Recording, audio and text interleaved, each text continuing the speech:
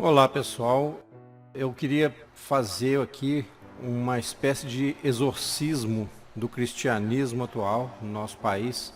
Por que cristianismo? Porque como cristão, como alguém que busca e entende, creio ter em mim o Espírito de Deus para falar o que vou falar, ter um discernimento da palavra de Deus, então eu quero fazer esse exorcismo como se fosse uma mensagem a dizer que a igreja atual precisa de uma nova e talvez última reforma. E que essa reforma vai acontecer, querendo eu, querendo você ou não. Essa reforma nada mais é do que o sofrimento que há de vir, que está vindo já sobre o mundo, o sofrimento dos últimos tempos, como profetizado na palavra de Deus nos livros de Apocalipse, no livro de Daniel, no próprio sermão profético do Senhor Jesus em Mateus 24. E por que eu quero falar aqui algumas verdades? Porque como eu não sou pastor, não sou padre, não sou obreiro, não sou nada, então eu estou isento, não tenho rabo preso, não estou dizendo que eles têm.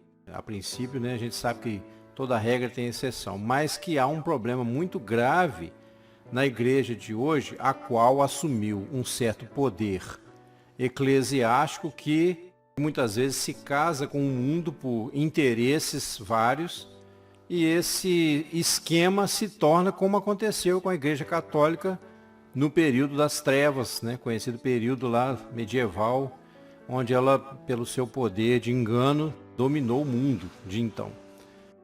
A Igreja Evangélica hoje não tem todo esse poder, como tinha a Igreja Católica, pelo menos financeiramente, e também de estar acima de um povo tão talvez desconhecedor das escrituras, porque eles mesmos, a primeira coisa que fizeram foi tirar as escrituras do alcance do público, para manter o povo ignorante da verdade e assim poderem manipular mais facilmente. Hoje é ao contrário, hoje você tem conhecimento até demais, nós estamos saturados, nós estamos obesos de conhecimento, as pregações nas igrejas são lindas, maravilhosas, a gente vê uma profundidade muito grande, mas isso não poderia ficar só dentro da igreja. A primeira coisa que eu quero dizer é o seguinte, eu vou passar aqui rapidamente o meu conceito a respeito do Senhor Jesus, para que justamente alguns não venham falar que eu sou um herege, que eu sou um rebelde. Eu sei que isso vai acontecer, que eu sou um louco qualquer, que insatisfeito com a vida. Vão arrumar todo tipo de coisa para denegrir, né, para me abater. Então eu vou falar o seguinte, o Senhor Jesus não é semelhante, nem um pouco, nem religiosamente, nem nada, a outros grandes, considerados grandes mestres que vieram na humanidade, como Buda, Maomé e outros. O Senhor Jesus é o Verbo, é o próprio Deus que se fez carne e habitou entre nós. Então, se você comparar ou achar que Jesus é concorrente de Buda, ou Buda é concorrente de Jesus, e coisas do tipo, você já está ofendendo a glória daquele que é o próprio Deus, que veio em carne e sangue e habitou no meio de nós, cheio de graça, de verdade, e vimos a sua glória como a glória do unigênito do Pai. Certa feita, no livro de Mateus, eu vou acompanhar aqui um texto que está à minha frente, só para eu nortear aqui o meu raciocínio. O Senhor Jesus, reunido com alguns dos seus discípulos, perguntou a eles, quem dizem os homens que eu sou? Então, eles disseram, uns dizem que é João Batista, outros Elias, ou Jeremias, ou alguns dos profetas. E aí o Senhor Jesus se volta para eles e pergunta, mas e vós? Quem dizeis que eu sou? Pedro, então, de repente, diz assim, tu és o Cristo, o Filho do Deus vivo. Sim, Pedro, o apóstolo, a pedra, né? Um homem que era antes um pescador nervoso, aquele mesmo Pedro que a Igreja Católica, então, na época, tomou como se fosse o primeiro Papa, né? Para poder validar, para poder encontrar na Bíblia respaldo para o seu poder que foi usurpado e não dado por Deus. Pedro, longe de ser o primeiro Papa, foi sim a primeira célula, né, do corpo de Cristo, a primeira pedra viva, que ele mesmo fala em sua carta, mas Pedro não ostentava o luxo das riquezas, das luxúrias, das perversões que a gente vê, infelizmente, da idolatria, do homossexualismo, do lesbianismo que acontece na Igreja Católica. Então o fato de Pedro ser chamado por eles de Papa não faz deles pessoas indicadas ou recomendadas ou enviadas por Deus. Isso foi um golpe de política. Bom, esse mesmo Pedro foi então o homem que recebeu em primeira mão a revelação. Isso não veio dele. O Senhor Jesus imediatamente diz: bem-aventurado és tu, Simão Barjonas, porque não foi carne nem sangue quem tu revelou, mas meu Pai que está nos céus. E o Senhor Jesus, então, ao perguntar isso, ele não estava preocupado com a sua reputação. Ele queria saber qual o conceito que os homens tinham dele, porque ele sabia que o verdadeiro conceito, né, ou seja, a verdadeira ciência de quem era Jesus, de quem é Jesus, só poderia ser dada pelo Espírito Santo. Não vem de um raciocínio lógico, não vem de um filósofo renomado que disse isso, não vem de nenhum sábio deste mundo. Aliás, Deus tornou louca a sabedoria deste mundo, diz a palavra de Deus. Então o apóstolo Pedro, que era um homem a princípio rude, um homem de uma profissão simples,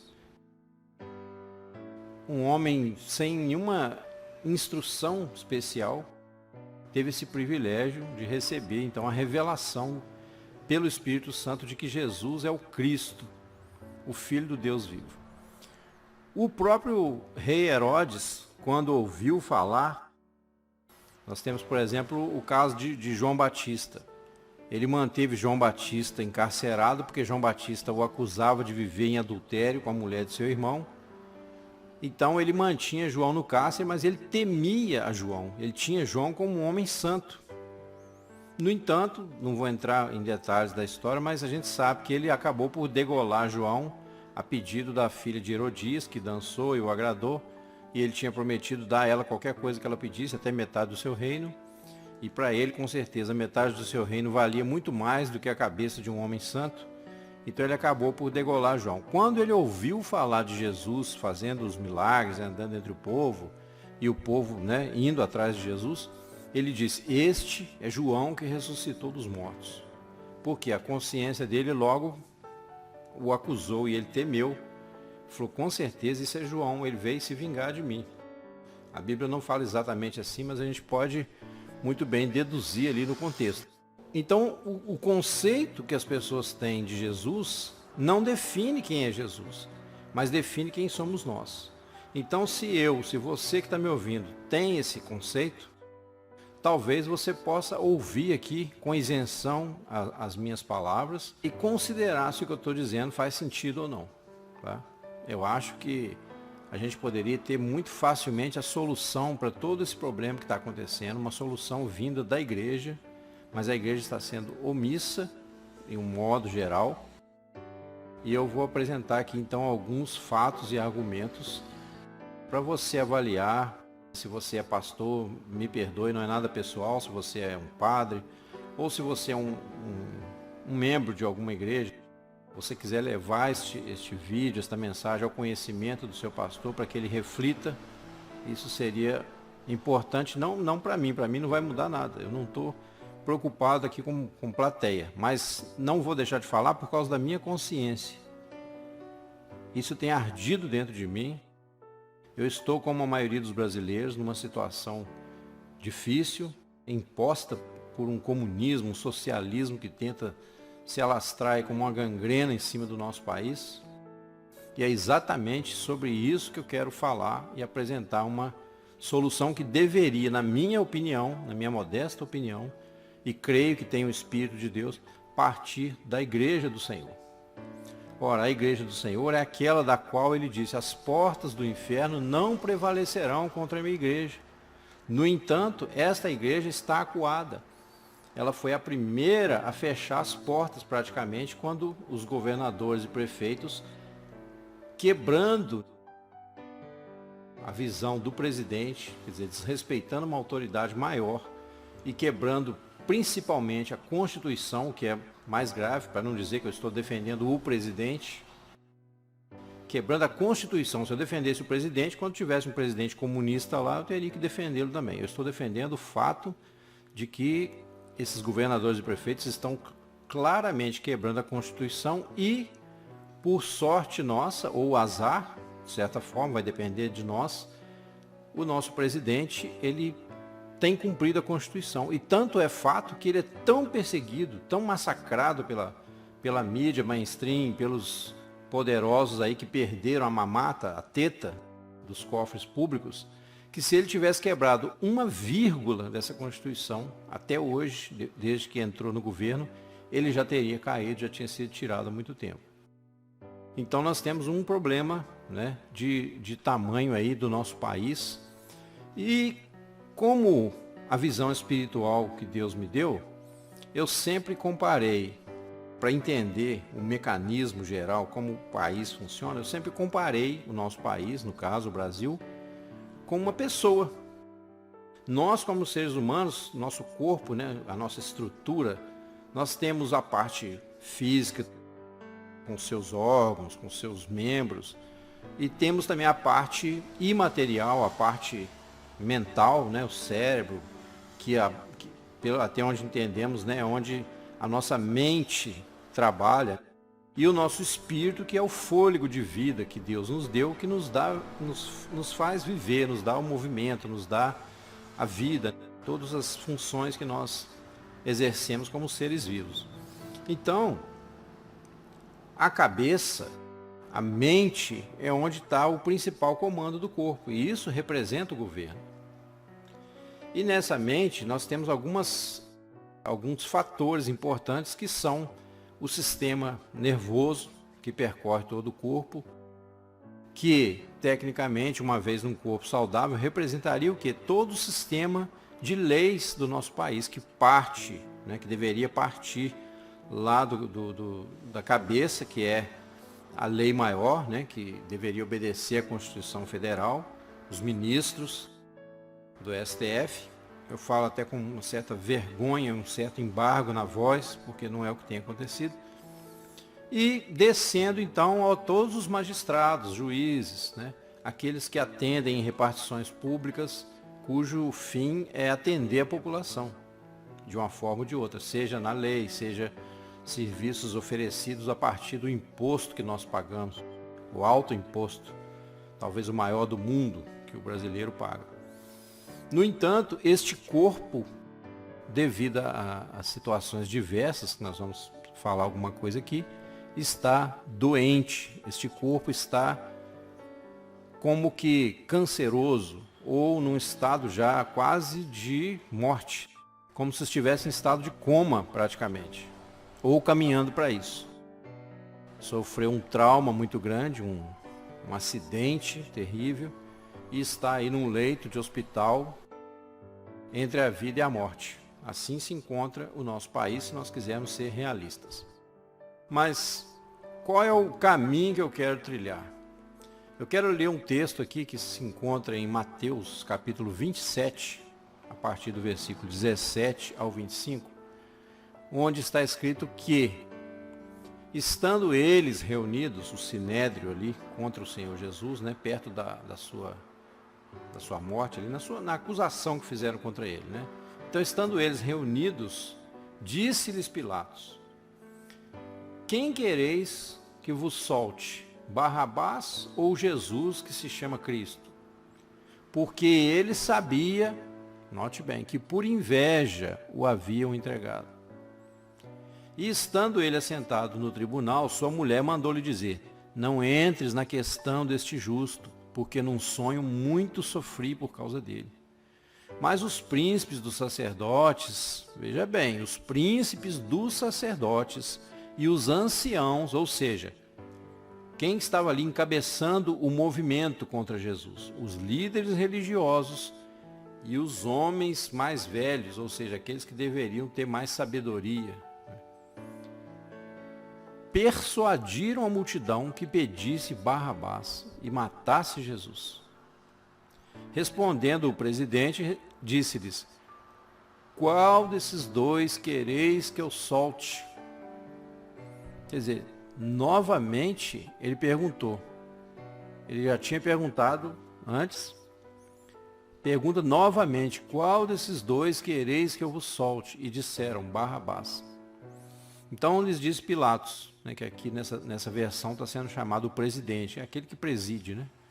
Então disse Pilatos, que farei então de Jesus chamado Cristo? Imediatamente disseram-lhe todos, seja crucificado.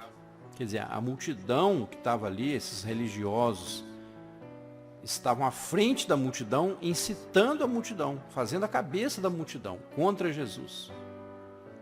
O argumento básico nós sabemos que era o quê? De que Jesus se dizia o Cristo, o Messias, ele se faz o próprio Deus, né? Esse é o pecado dele, então crucifica-o. O sumo sacerdote, quando ouviu Jesus falando, eu sou, e desde agora vereis o Filho do Homem assentado à destra do Todo-Poderoso, ele rasgou as suas vestes e disse, que provas mais precisamos? Por que nós precisamos continuar discutindo? Esse homem é réu de morte. E sem nenhum julgamento, sem nenhum direito de defesa, começaram a cuspir nele, bater, espancar. Então o presidente, né, que no caso o Pilatos, né, ele pergunta, mas que mal fez ele? Você vê aqui que Pilatos está temente a Jesus. Ele está querendo livrar a barra de Jesus. Ele é um poder secular que está ali. Ele não quer discussão religiosa, ele só quer manter o país dele funcionando, porque é a função dele.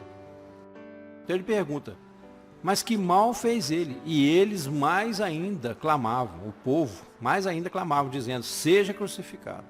Então Pilatos, vendo que nada aproveitava, antes o tumulto crescia, e Pilatos a gente tem que lembrar que ele estava sujeito a César, e que se o tumulto crescesse demais, a cabeça dele que estaria em jogo. Então ele lavou as mãos, ele ainda negociou com a multidão, lavou as mãos dizendo, estou inocente do sangue deste homem, considerai isto. E aí também a resposta foi imediata, respondendo todo o povo disse, o seu sangue caia sobre nós e sobre nossos filhos. Olha isso, pessoal, olha que absurdo. Então outra vez eu vou dizer, o Senhor Jesus não foi morto por fazer política, porque o Senhor Jesus fez política. Jesus não foi socialista, como alguns idiotas, desculpa da palavra, dizem por aí. Porque o socialismo, ele não fala dos talentos que cada um vai receber de acordo com o seu trabalho, porque eles não gostam de trabalhar. Eles gostam de fazer greves, piquetes, todo tipo de ideologias. Eles gostam de criar, destruir os valores da família. A única coisa que eles não gostam é de trabalhar. Geralmente, inclusive, muitos socialistas são filhinhos de papai que vivem às custas do papai e da mamãe. Recebem uma mesada, tomam leite com pera, com todinha, essas coisas.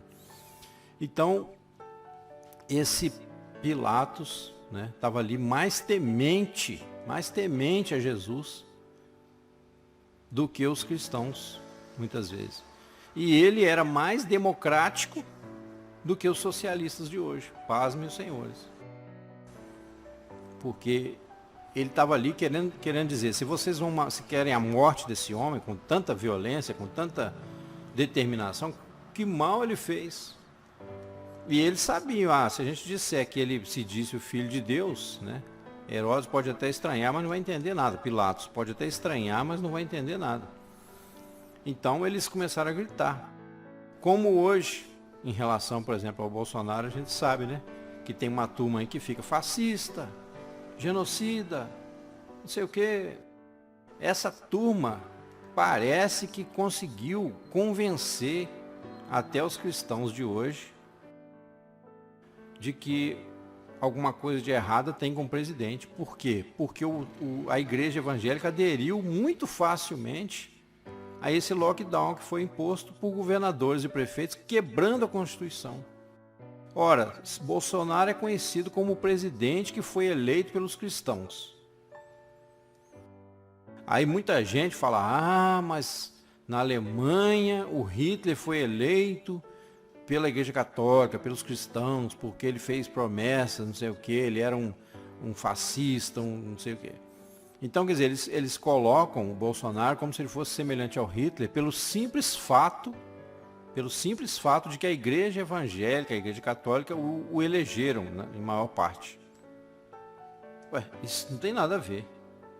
É um erro de raciocínio, né? É uma falácia. Isso é uma falácia. Você induz a pessoa ao engano com um raciocínio desses.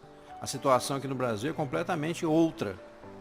Nós tínhamos um sistema comunista no Brasil, um sistema corrupto, representado aí pelos partidos vermelhos, aliados à China comunista, que vem trabalhando desde 85, quando os militares, que são acusados de ditadores, devolveram de mão beijada o poder aos civis. Começa por aí, você vê que ditadura que era, né? Só era ditadura para malandro, vagabundo, que não gosta de trabalhar. No entanto, eles devolveram o poder. Desde 85, que é essa mesma turma, que talvez sim deveria ter sido morta lá atrás. Alguns desses aí que a gente sabe muito bem, Lula, Zé Dirceu, Dilma Rousseff, que realmente são verdadeiros pervertidos, né? Fernando Henrique Cardoso e outros, talvez se tivessem sido realmente mortos pelo regime militar que chamam de ditadura, o Brasil estaria melhor. Embora, é lógico, que poderiam se levantar outros. E eu também não estou aqui dizendo que isso deveria ter acontecido, mas a minha indignação é contra esse sistema corrupto. E o meu recado é a igreja que se omitiu de lá para cá. Em 64, o povo brasileiro conseguiu se mover, foi às ruas e houve a intervenção militar, né, e o comunismo foi afastado por algum tempo.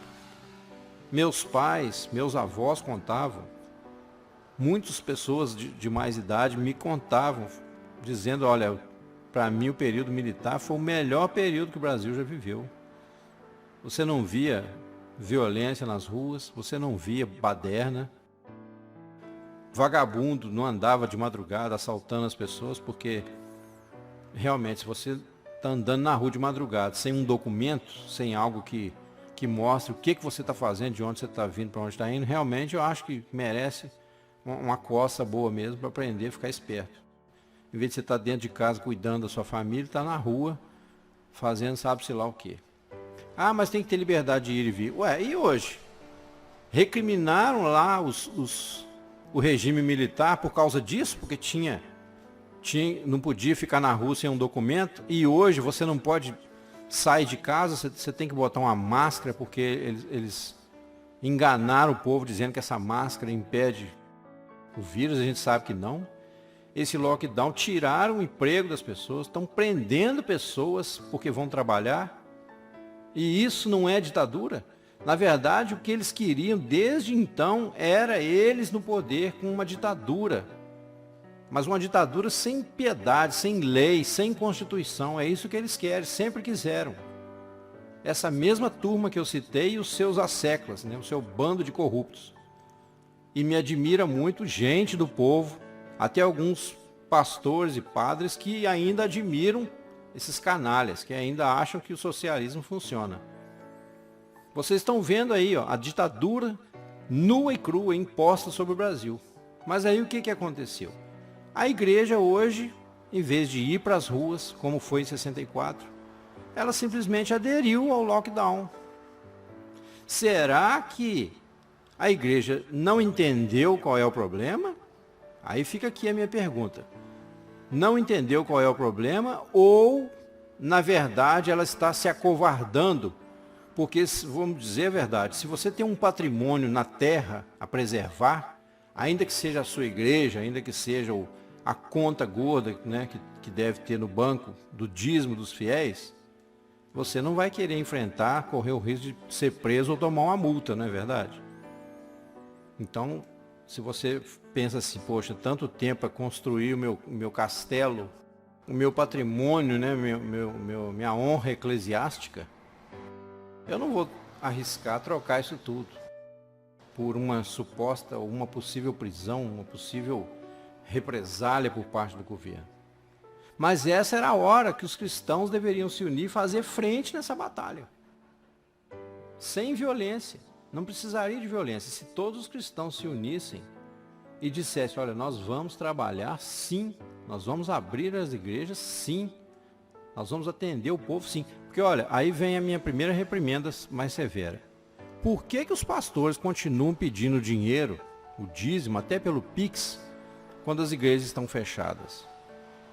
Ah, irmão, é para ajudar os carentes, os necessitados. Ah, é para ajudar os carentes necessitados?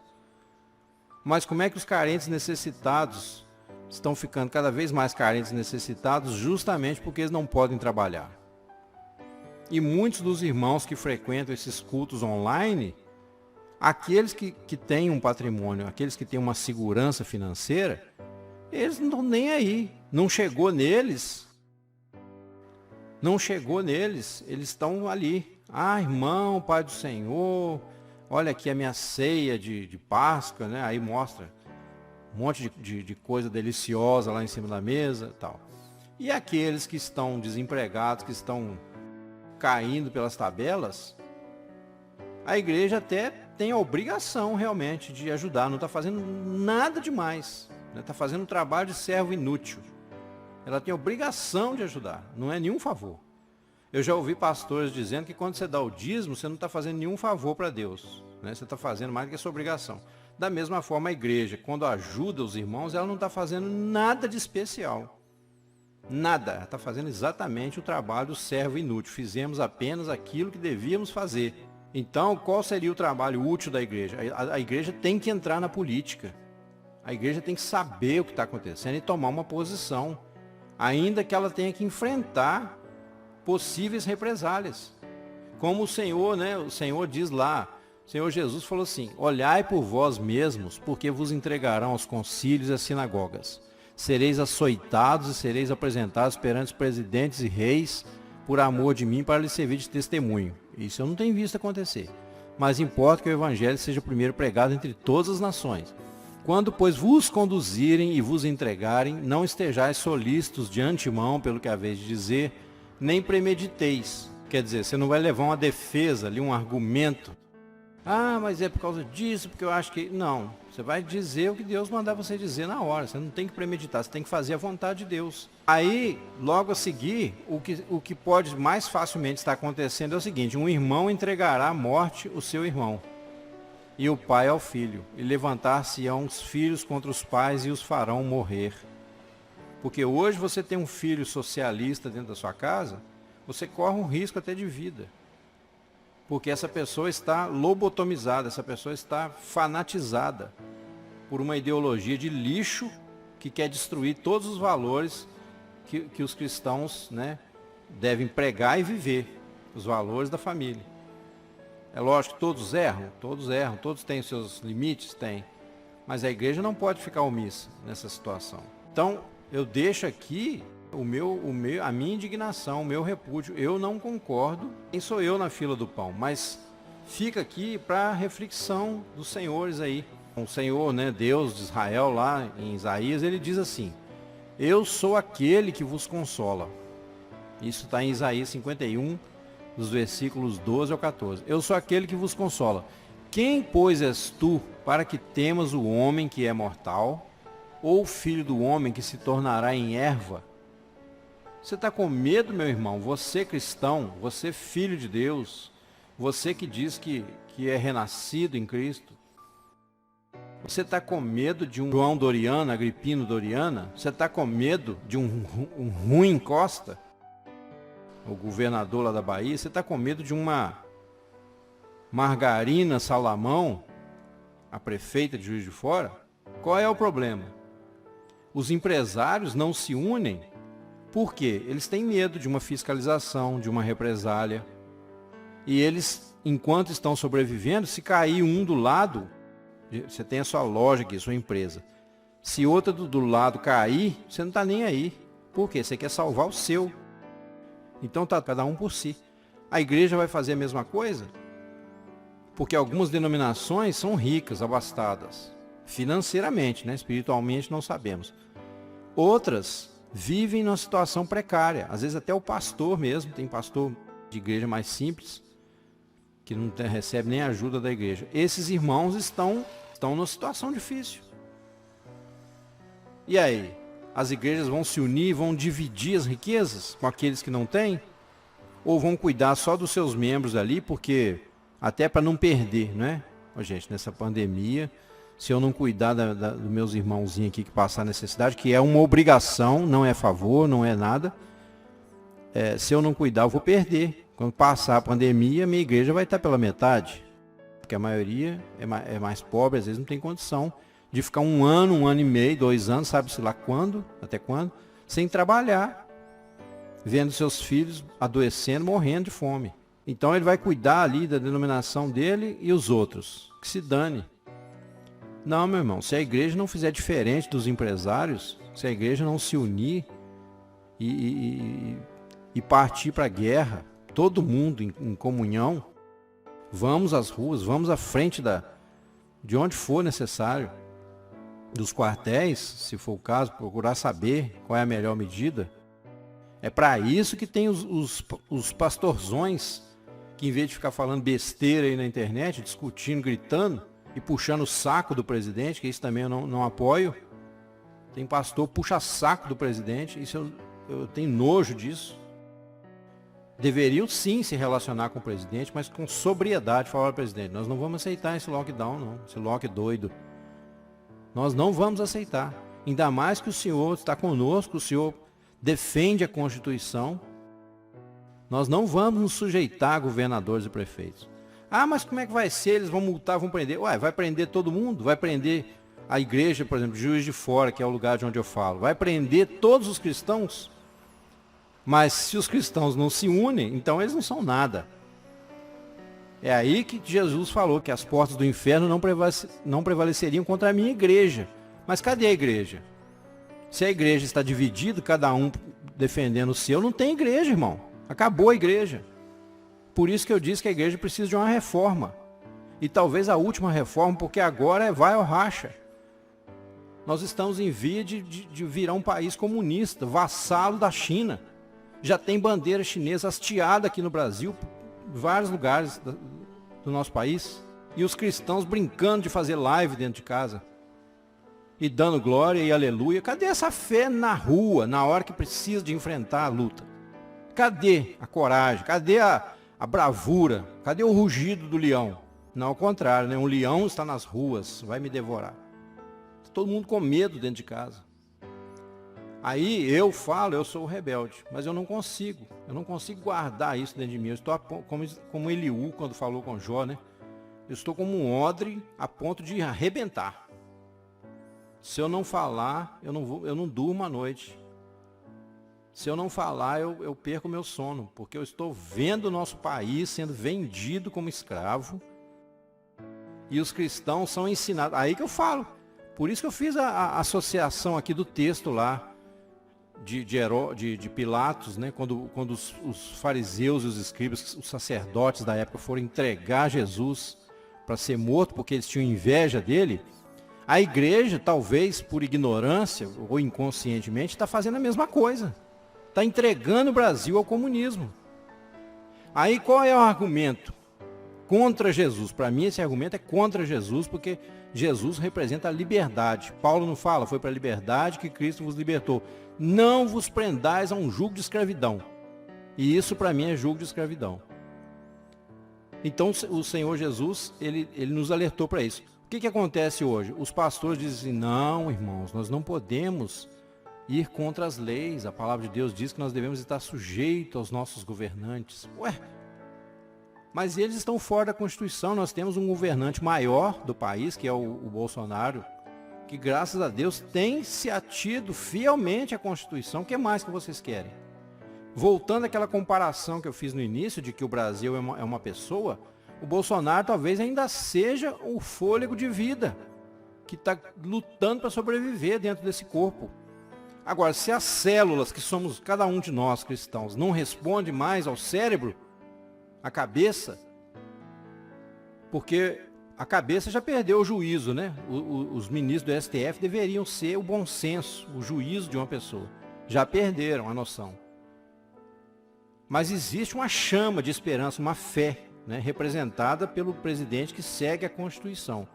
Agora, as células vão responder mais à doença, que são esses governadores e prefeitos corruptos, petistas, pissolistas, aliados a grupos de traficantes, narcotraficantes. A igreja vai responder a isso e não a essa chama de esperança que Deus nos deu, talvez a última oportunidade de arrependimento e de ser uma nação realmente livre? Ah, irmão, isso tem que acontecer, está escrito que o Apocalipse diz que virá o fim, a igreja vai ser derrotada, Deus vai permitir que a igreja... Ah, irmão, não vem com lorota para cima de mim, não. Não use isso para ser um covarde, medroso dentro da sua casa. Porque você está pensando, talvez, na sua barriga, no seu ventre. Mas e os seus filhos que vão ficar? E se a tribulação não for exatamente... Porque eu não acho que isso ainda é a grande tribulação. Eu não acho. Como alguns estão dizendo por aí. Agora, e os nossos filhos? Nós vamos deixar eles na mão desses... Eu ia falar um palavrão aqui. Deus tem misericórdia. Na mão desses comunistas? Nós vamos deixar a China vir para cá e fazer nossas filhas de gueixas e nossos filhos de quebrador de pedra no alto da montanha? Ganhando R$50 por mês? É isso que vocês querem? É isso que a igreja... Aí está igual a Ezequias, né? Ezequias foi lá, quando estava para morrer, chorou que nem uma criança. Virou para o canto da parede, no seu desespero, clamou, até que Deus deu a ele mais 15 anos de vida. Aí quando Isaías disse que as coisas dele iam ser tudo levada para Israel, que ia haver uma invasão, porque ele mostrou todos os bens dele para um rei que veio já inimigo, disfarçado, e ele, fez de conta que não estava vendo, igual a gente, como nação, está fazendo de conta que não está vendo o comunismo se alastrando dentro do país. Quando disse que ia ser tudo destruído, tudo levado em cativeiro, ele falou assim, que bom, pelo menos haverá paz nos meus dias. Ah, irmão, aí é muito fácil você profetizar, né? Haverá paz em meus dias. Mas e os seus filhos? Que vida que você vai deixar para eles? Você tem que deixar para eles pelo menos um exemplo de coragem, de bravura, de luta, e não de covardia. Este sofrimento, isto é, aquilo que o profeta Zacarias descreveu como: farei passar esta terceira parte pelo fogo, e a purificarei como se purifica a prata, e a provarei como se prova o ouro. Ela invocará o meu nome, e eu a ouvirei. Direi, é meu povo, e ela dirá, o Senhor é o meu Deus. Será o grande avivamento, determinado pelo próprio Deus, onde ele estará despertando e preparando sua igreja para encontrar-se com o seu noivo, o Cordeiro, Cristo, e ao mesmo tempo endurecendo cada vez mais o coração dos blasfemos, materialistas e ímpios, mortos em seus delitos e pecados, separando assim o joio do trigo. Fica aqui o meu repúdio e a minha indignação, para depois não dizer que alguém não falou. Ah, não teve ninguém que falou. Ah, é? Estou falando.